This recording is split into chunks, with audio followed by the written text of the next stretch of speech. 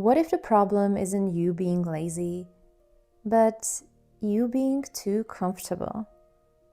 I would say most of us aren't creating lives we enjoy, but lives that we tolerate.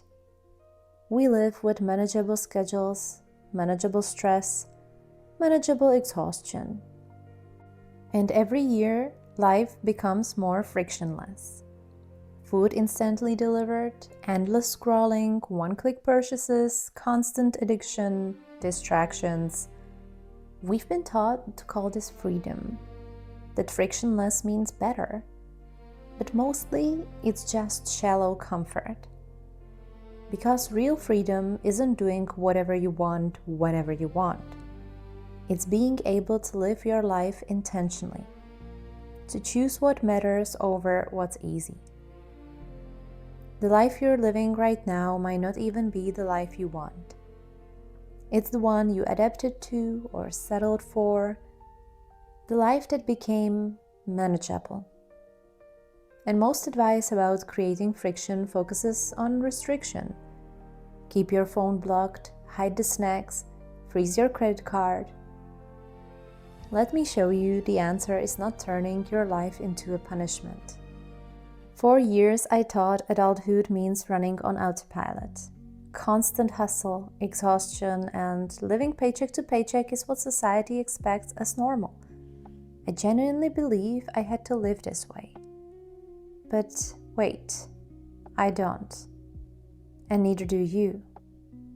I can keep the time to myself, I can choose to create, I can resist the late-stage capitalism. We all can. So here are a few ways to push back against a frictionless world, without turning your life into a prison. What we do not do with our lives becomes us. The quote I can't stop thinking about. What we don't do becomes us. Loneliness is the biggest source of unhappiness in modern lives, but are we going out there willing to meet others even if it might be awkward at first? Discomfort is friction, right? So resist. Resistant has gained a negative connotation. Everybody is telling you that you should go with the flow and stop resisting and let go. But if you choose to resist doom scrolling, you protect your peace. If you choose to resist the newest upgrade, you're sticking to your budget. If you resist people-pleasing, you're staying true to yourself. Sometimes resistance is self-respect. So when things become uncomfortable, don't automatically assume you're doing something wrong. It can mean you're finally on the right path. Resist your old ways.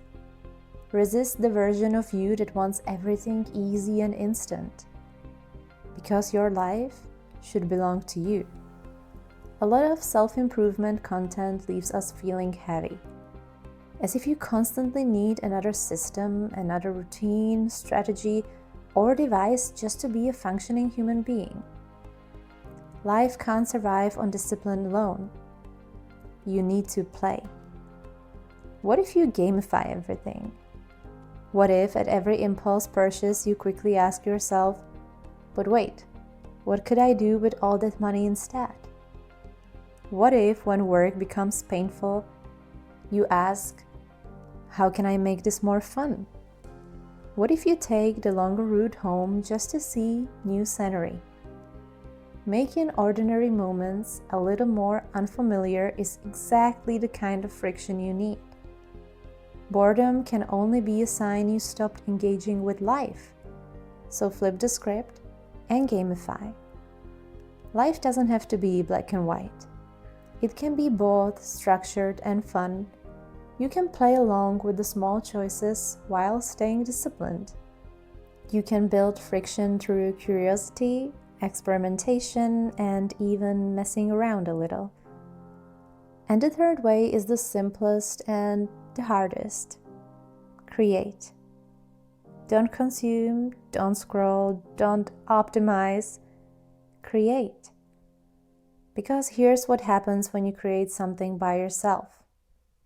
A meal, a poem, a plant, a conversation, you become the author again. You're no longer being fed content. You're actively shaping your world. And creation is inherently friction-filled. You will fail. You will doubt yourself. You will want to quit. That's the point. I used to think I needed to be productive to create, or that every creation must be impressive to matter, that I had to write a book, launch a business, build something measurable. But creation doesn't need to be grand. It just needs to be yours. Write one paragraph, cook one meal from scratch, plant one seed. Have one real conversation without checking your phone every 2 minutes. Because when you create, you remember your life. You don't need to burn it all down and start new. You don't need to reinvent your life and move to a cabin in the woods. You just need to remember you're still the one steering the boat. The world will keep trying to make it easier, convenient, manageable, but you still get to choose your life. So choose resistance when it matters. Choose play when you can. Choose creation when you forget who you are. And live an intentional life.